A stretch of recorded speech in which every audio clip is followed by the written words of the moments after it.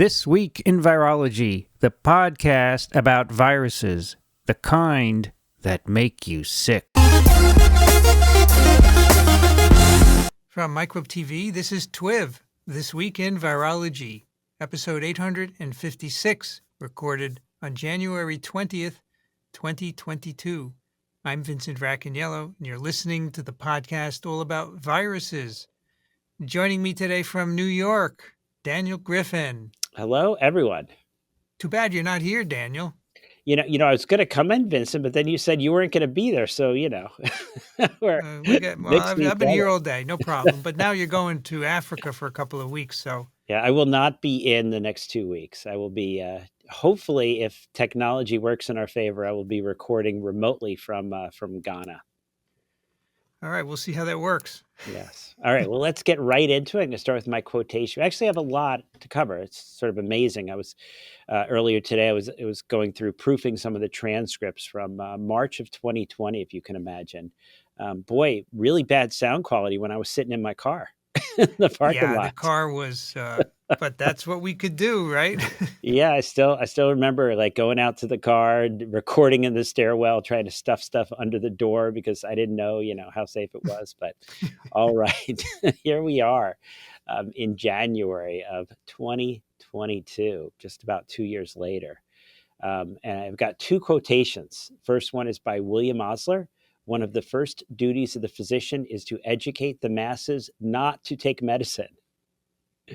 And the second is from Voltaire. The art of medicine consists in amusing the patient while nature cures the disease. So, I had a call today, and we're going to get into this in a few different places.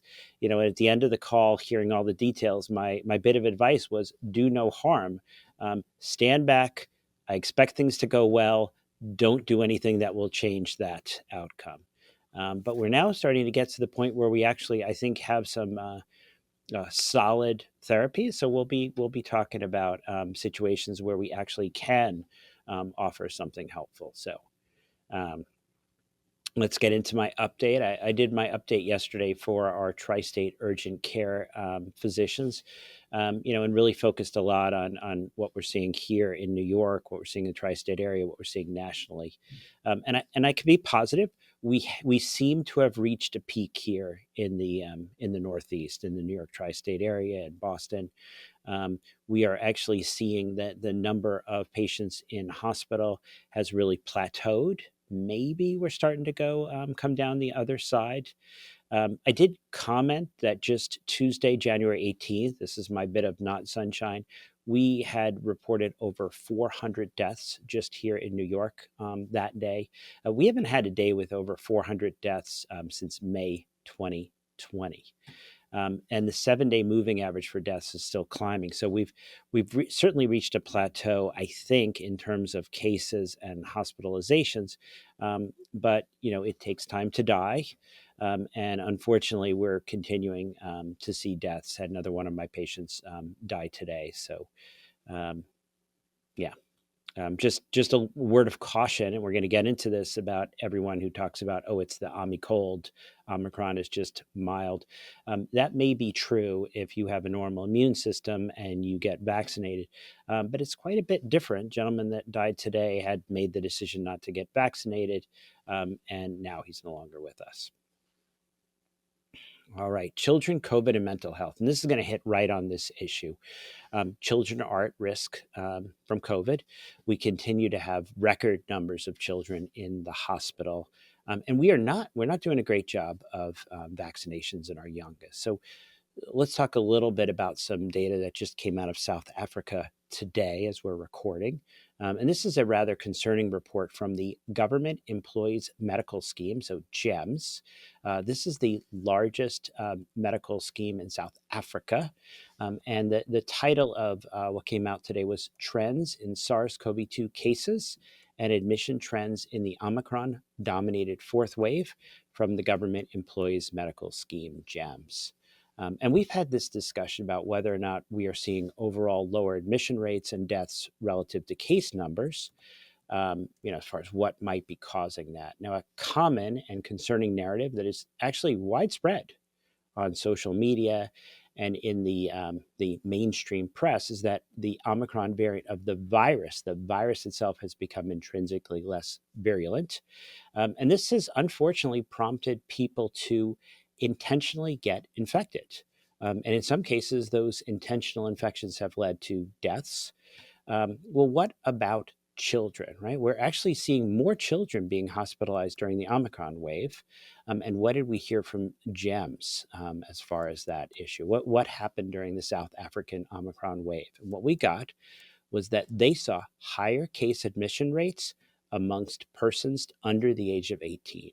For persons between the age of 0 to 4, the risk adjusted increase in the case admission rate was almost 50%, and in the 5 to 17 was increased by 25%. So I just want to repeat that. In South Africa, this quote unquote mild variant resulted in an increased case admission in the youngest, 0 to 4, of almost 50%, and in the 5 to 17 of 25%. You know, I'm going to go ahead and actually just sort of read a comment they made. This may be a manifestation of the fact that Omicron has coincided with increasingly high vaccination rates and possible immunity from previous infections in terms of what they saw in adults. But children are being severely impacted. Any thoughts on that, Vincent? I think it just goes to show that you need to be very careful in first analysis of disease and really take your time, and in particular, look in multiple locations before you make a conclusion. Yeah, I mean, it's really tough, and we'll get to some data about reinfection and all the rest. But unfortunately, I am hearing, even among physicians, this sort of throwing up one's hands. Everyone's going to be getting Omicron before you know it. But just to point out, if you are unvaccinated, we do not have compelling data that intentionally getting Omicron is a good strategy. All right, the CDC is now officially recommending high-quality masks. We mused a little bit about that. They were thinking about that. They are now doing it. No more recommending low-quality masks, now the high-quality masks. There are a couple bullet points in this update from the CDC. They clarified that people can choose what we call respirators. These are the N95, the KN95 masks. And they actually pointed out that there do not currently seem to be supply shortages, right? So a lot of people are worried, oh my gosh, you can't recommend this, we're going to run out. We look to be in good shape as far as supplies. And they also clarified that the N95, the KN95, these are really the way to provide the best protection to the wearer of the mask. Daniel, are there good data for this decision? It's a good point, Vincent. Is it the kind of, I would love right here if I had, and here's the paper that they base this on, right? I think this is an accumulation of evidence over time. Yeah, there isn't, and I would I think, CDC, if you're listening, I love when stuff comes out like this, if there can be a really nice paper referenced behind it. And so. Mm-hmm. Because if I did look on the CDC website this morning, and they still say a double layered cloth mask is effective. And, Daniel, I think that compared to other masks are all going to stop droplets. The real key is the fit of the mask, right? Whether there are gaps or not. I don't think the material makes all that much difference, but that's just my opinion. Yeah. What do I know? And I should ask, well, because I could see you, right? I was on the Brian Lehrer show and we were talking about facial hair and the potential. You feel like your close cropped facial hairstyle is allowing you to get that good, tight, close fitting. Yeah. I make sure it's tight all around the edges. I have the kind where you can tighten the two ear parts, and there are no gaps. And I have the metal wire over the nose. So I wear. Unfortunately, Columbia now will not let me on campus with a cloth mask. I have to have a surgical mask or some other, KN95 or something. So I think it's not a really great decision, frankly, at this point, Daniel. All right. So the other, and I thought this was interesting, and I really enjoyed the deep dive. I'm going to recommend everyone listen to TWiV 854. Even if you were on that episode, go ahead. If you were one of the co-hosts, listen again. I think that was a really great deep dive into a lot of factors that go into the calculus of, I'm going to call this correlates of infectiousness. Right? How do we figure out if someone who's been infected is actually infectious? And there was great discussion about time from onset of symptoms or time from first positive test, viral RNA copy number, which is not viral load, but that being just part of the metric, vaccination status being in there, maybe even the variant of SARS-CoV-2.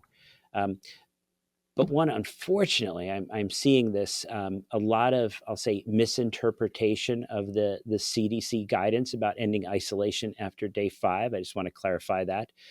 Per the CDC, people with COVID-19 should isolate for 5 days. And if they're asymptomatic or their symptoms are resolved without fever for 24 hours, follow that by 5 days of wearing a mask around others to minimize the risk of infecting people they encounter. I want to point this out. This was a pragmatic recommendation. Nobody is saying that at day 5 you are no longer infectious and can go have some big indoor party in your suburban home. I guess you can, but if you invite me, I'm not coming. So just that clarification. This was the CDC anticipating major staffing shortages, trying to come up with a pragmatic solution. Nobody is saying with any certainty that day 6 you are no longer infectious. So I'm seeing people being really loosey-goosey and using that updated guidance as justification. So, all right, we're going to talk a bunch about T cells today, Vincent. The reassuring paper, Ancestral SARS-CoV-2 specific T cells cross-recognize Omicron, was published in Nature Communications. And I say reassuring because this really confirms a basic immunology principle in terms of SARS-CoV-2 and how T cell immunity works. Many are worried about the so-called race between the variants and the vaccines. And I understand how this can be driven by a narrow focus on B cell responses, neutralizing antibodies, vaccine efficacy, narrowly focused on against infection. But what are we seeing in terms of T cells, vaccine efficacy against disease?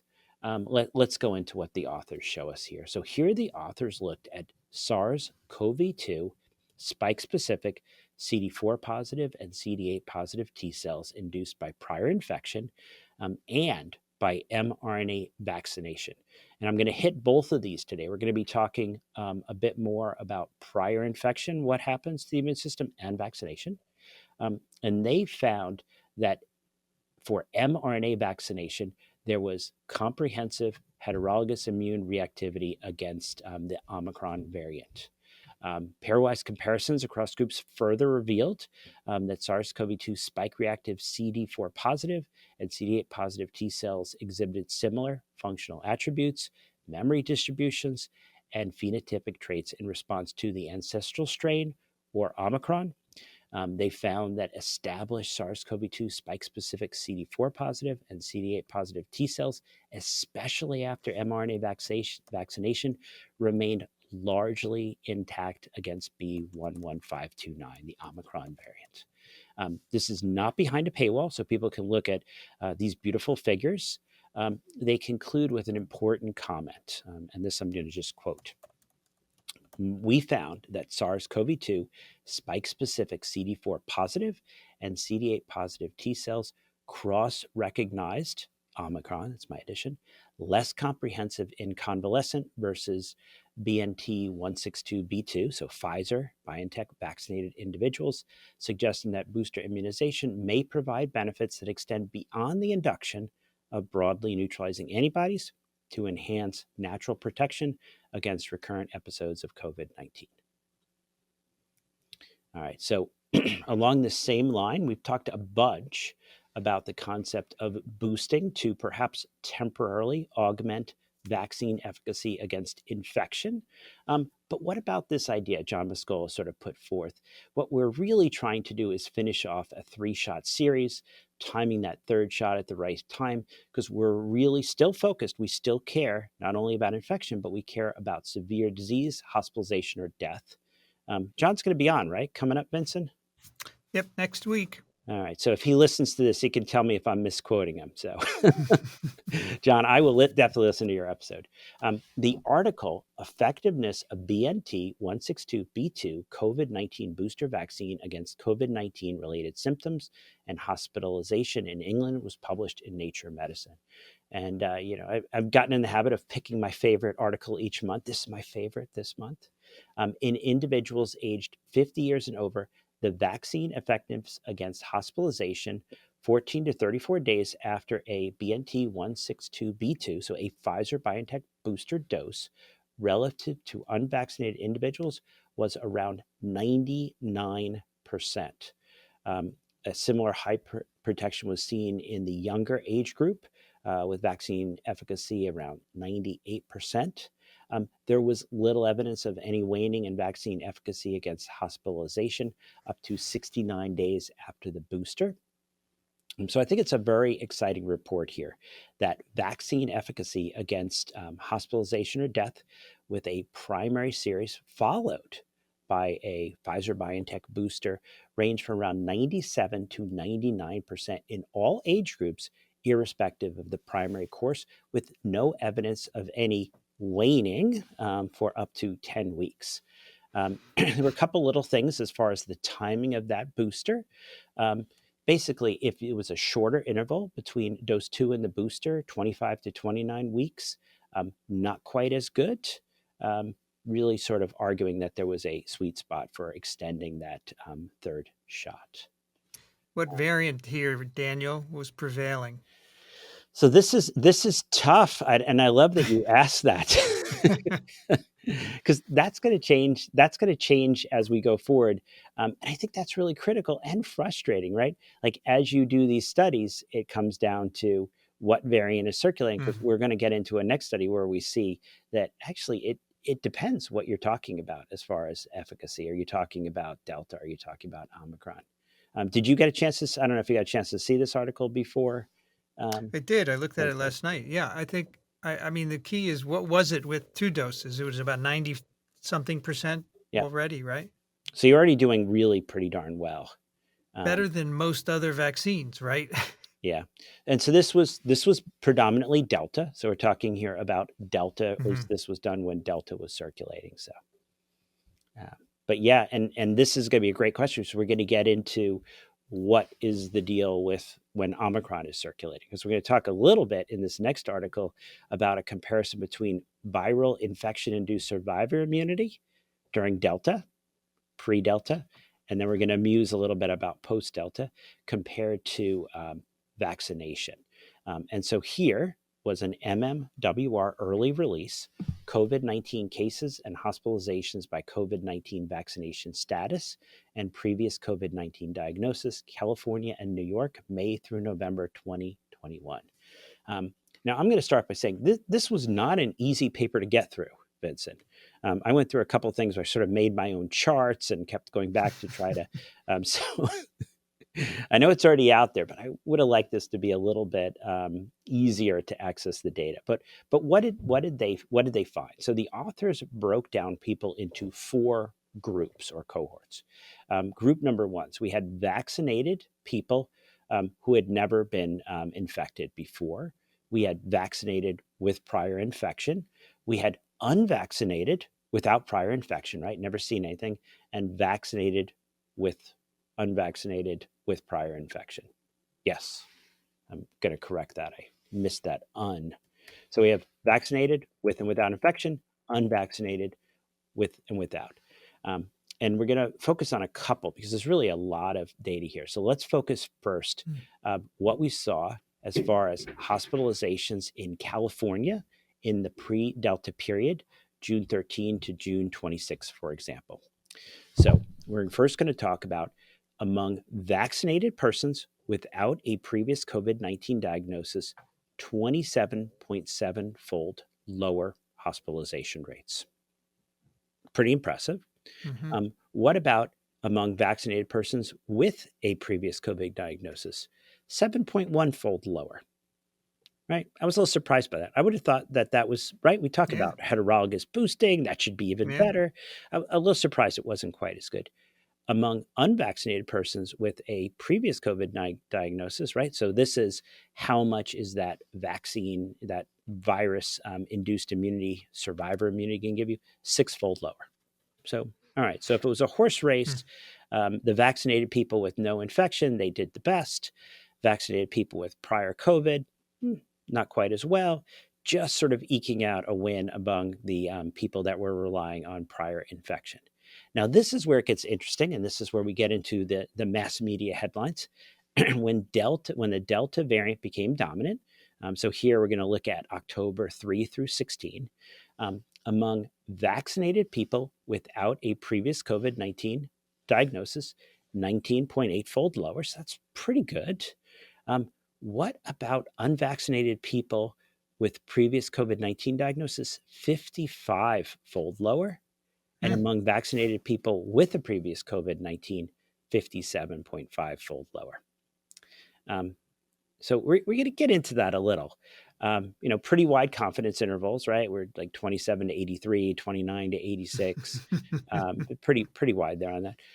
But they have a really nice figure. And what you can really see from this figure, and sometimes I feel like we're fighting the wrong fight, is it is the unvaccinated with no previous COVID-19 diagnosis that are filling up the hospitals. That's where it goes way up, comes a little down, starts to go back up again. If you look at people that are vaccinated, you look at the previously infected, those are really pretty low as far as the hazard rate. But there's a couple things, because I know a lot of people saw this, right? And they're back to where we started. It's true. I should go out. I should get Omicron. Then I don't have to get that nasty vaccine. What about boosting? Oh, then it's not fair because now you're giving a third shot. Maybe now you are going to win, but that's not fair. You keep giving all these shots. What about Omicron, right? This is Delta data. What's going to happen if you get infected with Omicron? So Vincent, this is getting a lot of attention. So any thoughts? Why is it getting attention? What's the reason? There are, interesting enough, a lot of people who are, dare I say, anti-vaccination, that would like to have data supporting how wonderful it is to get infected instead of get vaccinated. So I think these data don't jive with some previous data we've seen that say if you were infected and recovered and get one dose of vaccine, you have great immunity.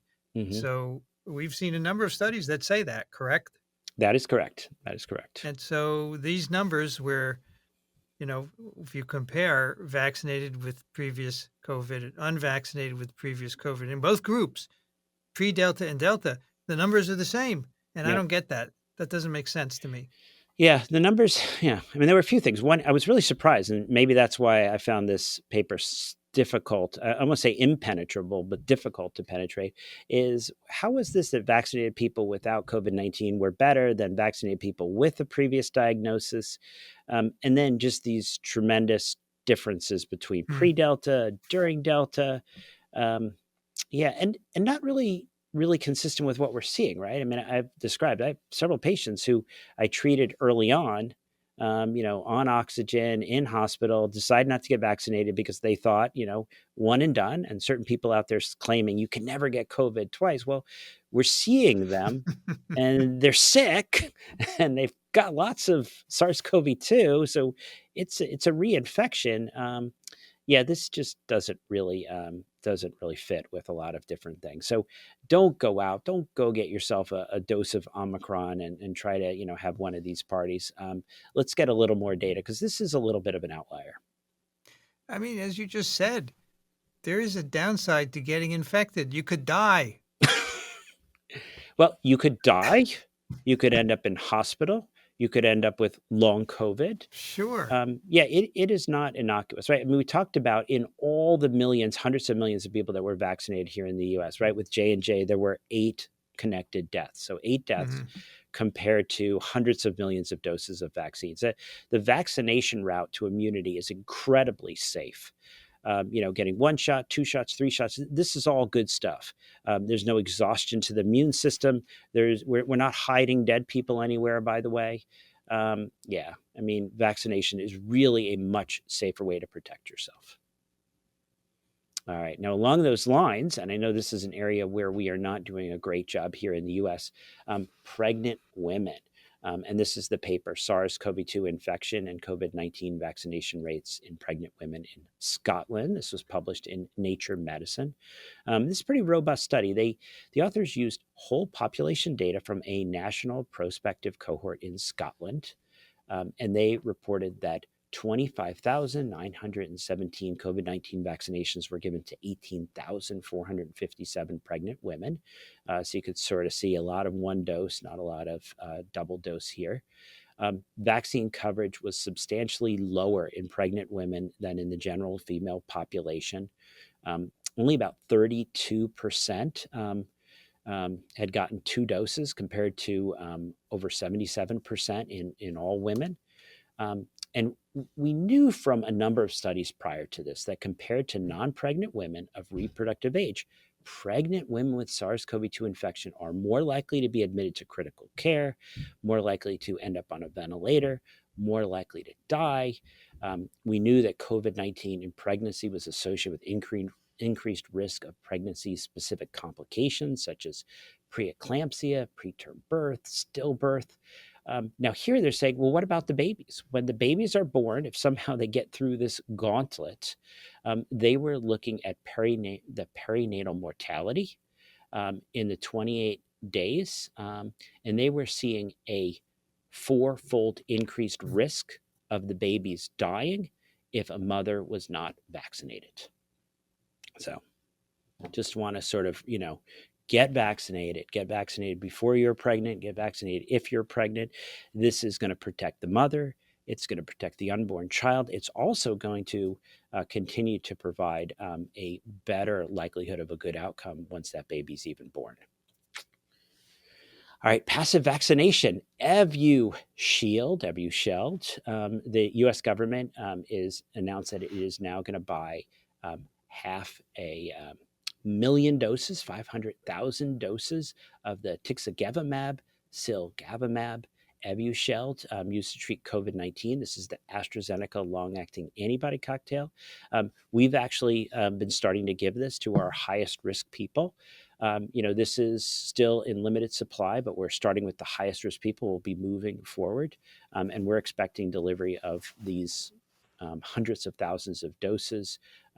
They say first quarter, so that's right here. That's February, March.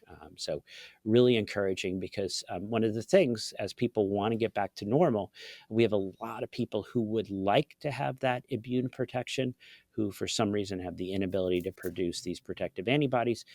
Here is a therapeutic that we can now offer. Now, this is the meat of today, and this is that period of detectable viral replication.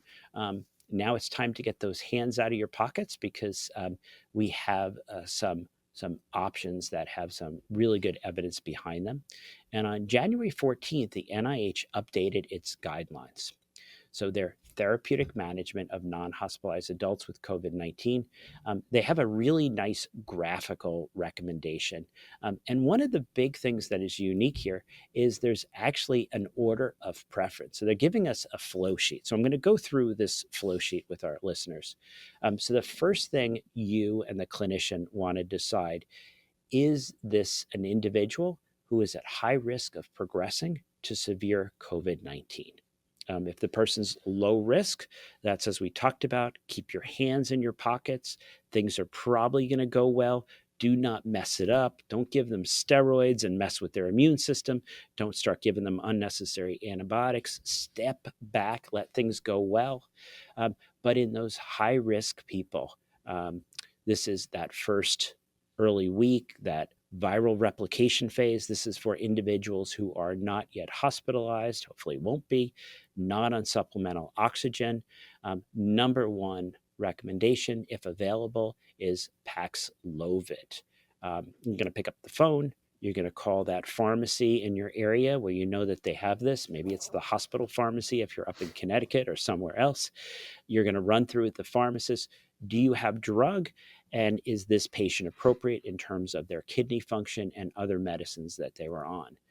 If the answer is no, the second consideration, so we're going from an 89 and 88% reduction in progression to hospitalization during the first 3 and 5 days with Paxlovid to Trivimab. This is, I'm going to say, about an 87% reduction in progression. This is, they go in, this is an intravenous infusion at this point, limited supply. Some places here in New York, Vincent, we're actually doing this in the home in certain circumstances. We pick up the phone, back to the days where we got the FDA to expand this. We're doing this in the home. We're doing it at some of the hospitals. Next, if you can't get Trivimab, this is a new one, outpatient IV Remdesivir, 3-day treatment. And we're going to talk a little bit about where did that come from. But this is recommended as your third option. I was just talking again with the head of our urgent cares here in New York. So we're setting this up. It's logistically a little challenging, but the individual is diagnosed. You make a determination they're high risk. You have dropped down to option number 3. You give that first 200 milligrams right away. They come back the next day for 100 milligrams. They come back the next day for that last dose. So it's a 3-day. They're there for about an hour each. We'll go into details. If you can't do one of these, your option of last resort, Molnupiravir. And this is no issues with kidney function, no issues with drug interactions. You do not want to give this to women of childbearing age if they are pregnant or going to get pregnant. So you want to have that pregnancy test. You want to be a little careful there. Otherwise, these are our options. So let's talk a little bit about Remdesivir, right? So a little twist here.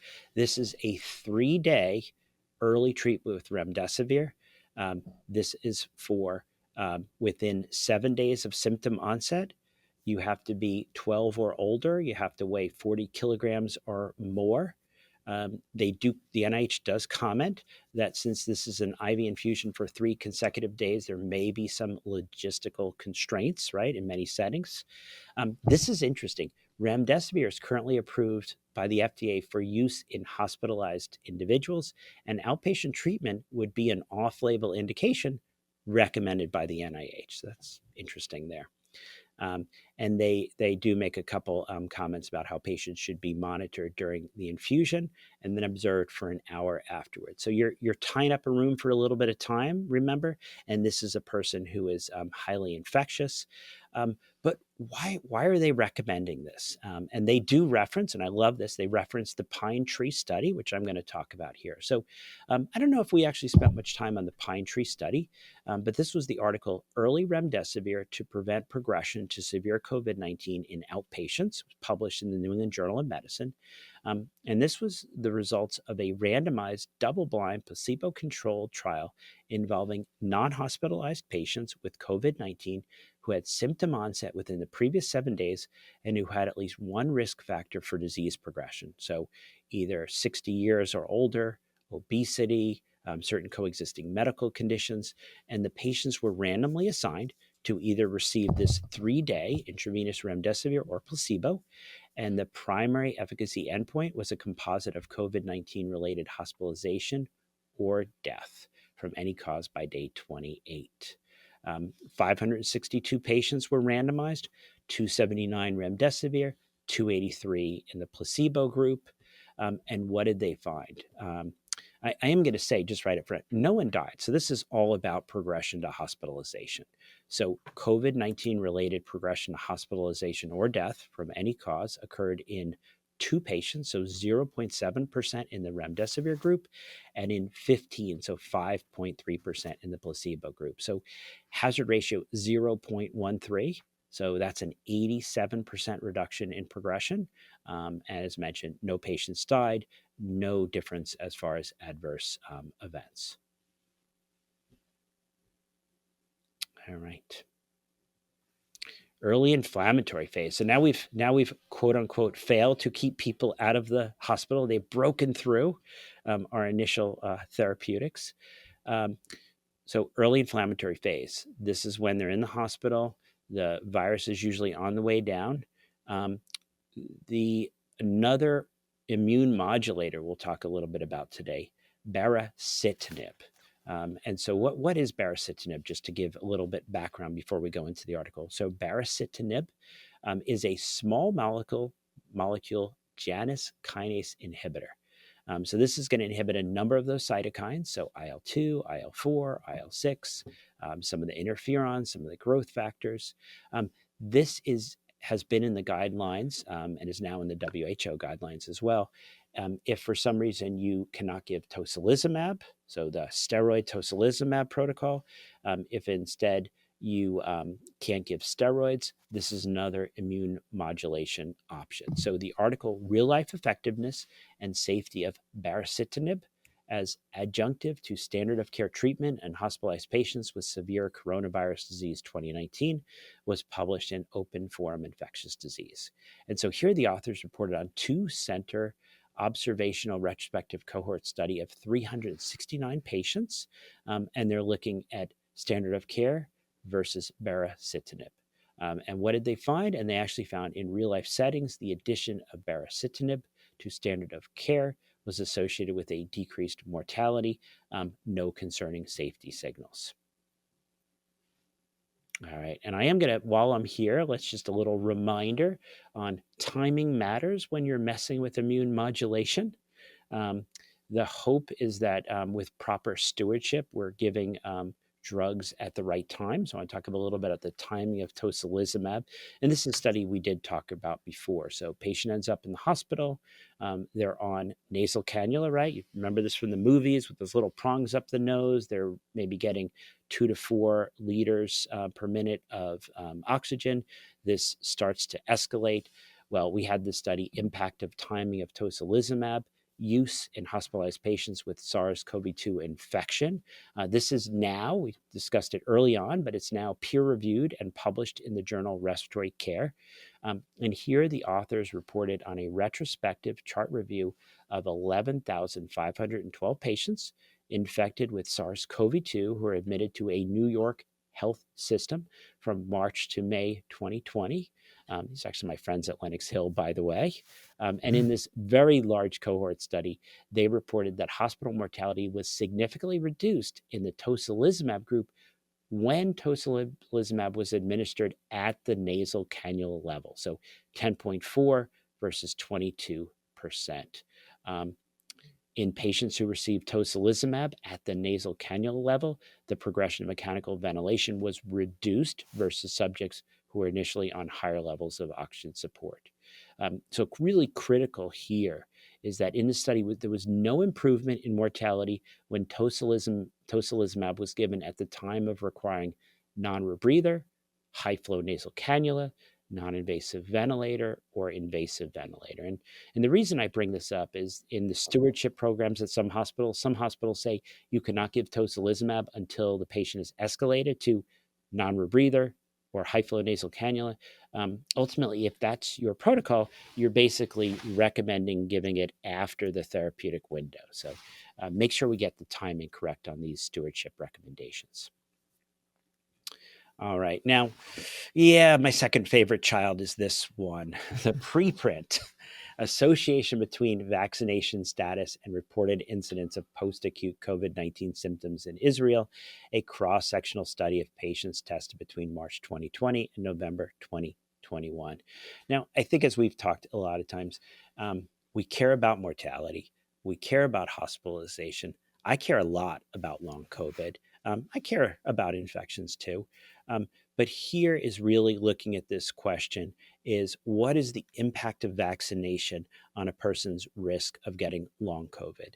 And I continue to take care of individuals who are just, their life has been taken away, is ruined by long COVID.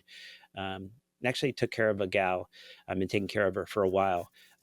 In her early 20s, she had to drop out of university, had just been doing great, but following COVID had developed intractable migraines to the point where she couldn't continue in school.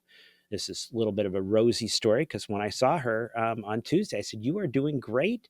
She's going to be starting back at university. And I said, you only kind of need to see me as needed because you are doing so well. So really positive there. But I have to say, for a lot of individuals, they're not so afraid of death and hospitalization. They're really terrified that they might end up with long COVID. So what's the data here as far as vaccination and long COVID? So here in the study, they included 951 infected, 2,437 uninfected individuals as a reference control. Of the infected, 637, so 67% were vaccinated.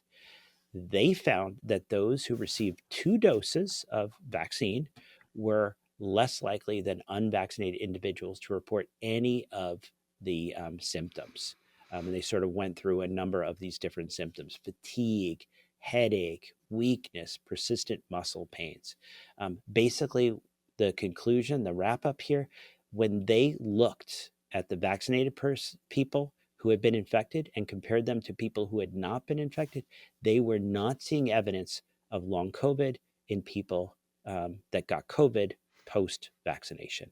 Now, I don't think that the authors overreach, and I think that's really nice. So the authors say, rather than suggest that vaccination completely eliminates the chance of getting past or long COVID, they conclude vaccination with at least 2 doses of COVID-19 vaccine was associated with a substantial decrease in reporting the most common post-acute COVID-19 symptoms.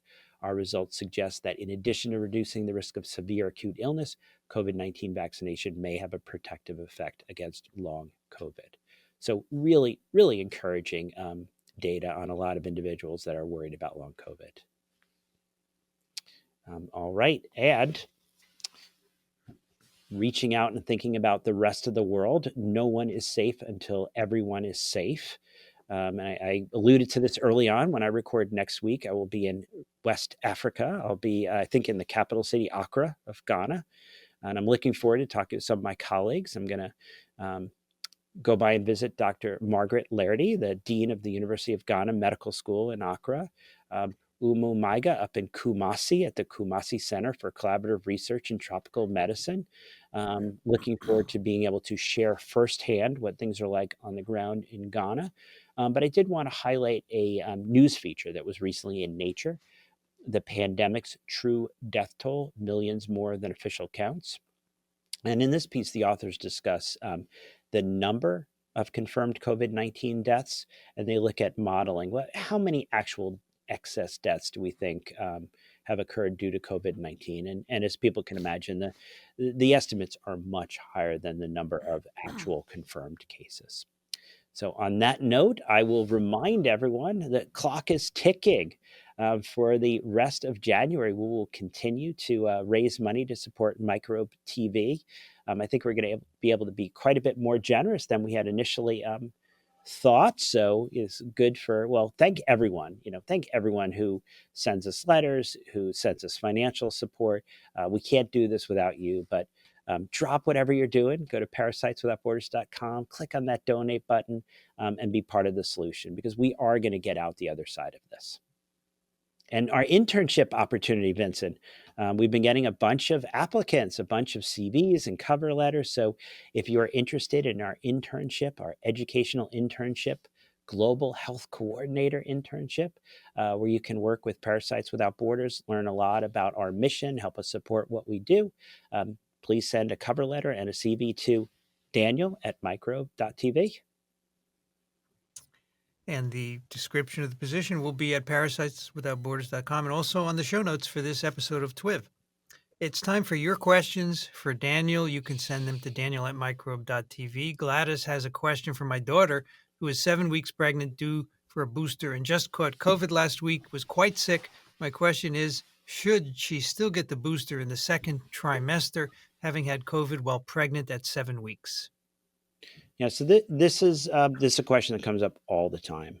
Someone gets COVID. do you consider that a dose of vaccination? Do you consider that a true boost? So we don't know. And this is one of those things. And I try to use analogies to sort of, if you said, hey, I'm going to go ahead, I'm going to give you your booster. I'm not sure how much. I might just give you a little, might give you a whole bunch. You're like, well, why don't you give me like the standard dose? And that's the challenge.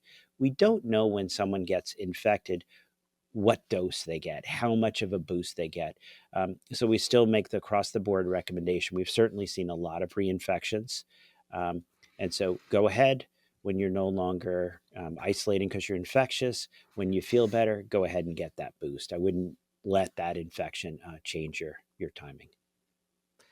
Scott sends us a link to include in your show notes to request 4 free at-home rapid antigen SARS-CoV-2 tests from the U.S. government. It takes about 30 seconds to fill in your information and submit. So we'll put that in the show notes. Thank you, Scott, for that. Imad writes, I listened to Daniel Griffin's weekly updates. Very excited to hear his report regarding risk factors for severe COVID in vaccinated. Paper in MMWR. He reported 0.015% of vaccinated individuals developed severe COVID outcomes. 0.0033% of vaccinated individuals died. This sounds amazing. And Daniel compared this to our pre-vaccine risks of 10 to 20% of individuals getting infected, ending up in hospital, 2% case fatality rate. My concern is he's not using the same denominator, namely the number of individuals who got COVID. The paper states among 1.2 million persons who completed primary vaccination during December, October, a total of 2,218 per 10,000 developed COVID, and 189, 1.5 per 10,000 had a severe outcome, including 36 who died. This seems to translate to 8.4% risk of developing severe outcomes and 1.6% case fatality rate. This is perhaps slightly better than the pre-vaccine numbers. Obviously, being vaccinated reduces your risk of developing COVID in the first place, but that benefit seems to have decreased significantly with Omicron. Is Daniel painting much too rosy a picture here, or am I misinterpreting the data? No, I think this is reasonable. Don't worry, Imad. You lost everyone when you started doing math in your email, but that's okay. No, I mean this is a tough thing. Now, one of the things that I will say is not in the calculus here is the reduction in your risk of even being infected to begin with, which is actually one of the things that vaccines give us. And then just to if you're going to sort of go down this road with math, you got to realize we're talking about a veteran study here, right? So these are individuals. I was probably rosy when I said only 10 to 20% of, elderly veterans end up hospitalized, only 2% case fatality rate. So yeah, this is challenging to take this data and then really translate and compare. This is, I think, like the hamster data, comparing historical numbers. You need your unvaccinated, placebo control group to really do the true calculation. But no, point well taken. And John writes, I have a question about episode 850. You're in the team's focus on severe outcomes and death when talking about vaccination. You highlighted very high rates of cognitive impairment and fatigue in the meta-analysis about long COVID in this episode. Looking at the paper, it seems that objective measures of cognitive impairment found an even higher rate than asking people subjectively, 36%. It also seems that hospitalization and overall acute disease severity is not a good predictor of long COVID severity. From what studies I've seen so far, vaccines are probably about 50% protective against long COVID in people who do get infected. Please let me know if this is inaccurate. Many studies also seem to show the symptoms continue to persist at the end of whatever the study period is, and we don't know whether they will ever resolve at this point. In light of all this, doesn't it make sense as a public health goal to consider vaccine efficacy against infection and try to prevent all infections, not just keep people out of hospitals? This seems particularly relevant for younger, previously healthy people and children. Okay, yeah, let's hit that first because he's got a little more here. So yeah, and I think I know I have. I speak for everyone else. I've always tried to focus with the vaccines, really just with COVID-19 in general, on deaths, hospitalizations, long COVID, saying it's not just about death and hospitalization. And what do we know so far about vaccinations on long COVID? So you sort of start off here with what we first started to see: people who had gotten COVID, who had long COVID. We started observing, say, about a 50% reduction in people continuing to have symptoms of long COVID. So about half of the people that got vaccinated were reporting significant improvement. So that was good. What we talked about today was a study looking, and we've talked about this before, vaccination and then infection, showing that that's really the best way for vaccinations to prevent long COVID. And we talked about another paper where we looked at timing of vaccination after COVID. So, a patient comes in the hospital, they're unvaccinated. Do you have a conversation about vaccination? So I usually don't on the first day, right? Person comes in, first day, they're not feeling well. They mention they're not vaccinated. I say, okay, we can work with that. Now we develop a relationship. And usually this is when I have that second discussion about vaccines. I say, okay, let's talk about vaccines. And we talked about this study on a prior to it. Getting a vaccine within the first 30 days after infection, really significant reduction in going on to develop long COVID. And remember, people can feel better, and then 30 days later, they start having those symptoms. If you wait 30 to 60 days, you still get a benefit. If you wait past 90 days, that's when you're only seeing about that 50% reduction. So you can connect with these people. Just, and I see stuff in the media, and I find it upsetting. Oh, healthcare workers are exhausted. They're at wit's end dealing with unvaccinated people. I don't think that's true. We take care of people who are sick. That's why we chose to do this. And if someone decides not to get vaccinated, they made that decision.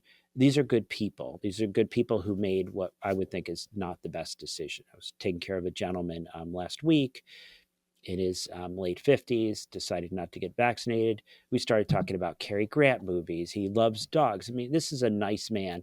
And at the end of his stay in the hospital, I say, hey, we're going to set up home auction. We're going to send you home. I'm going to set up a time for you and me to talk. But I'm going to encourage you to get vaccinated. It's going to reduce your chance of a reinfection. Good data on that. It's also going to reduce your chance that a month, 2, 3 from now, you're still seeing me because you've got cognitive impairment and long COVID. His idea of, preventing infection, well, that's going to be hard if we don't boost every 6 to 8 months, which I don't think is a good approach. So, yeah, I don't think as a public health approach, it's tenable to be vaccinating people every 4 to 5 months, right? It's just, I agree. Yeah. So his second part is actually the point made by the previous email about the pre and post-vaccine numbers, exact same point. Yep. So that is COVID-19 clinical update number 98 with Dr. Daniel Griffin. Thank you, Daniel. Oh, thank you. And everyone, thank you, and be safe.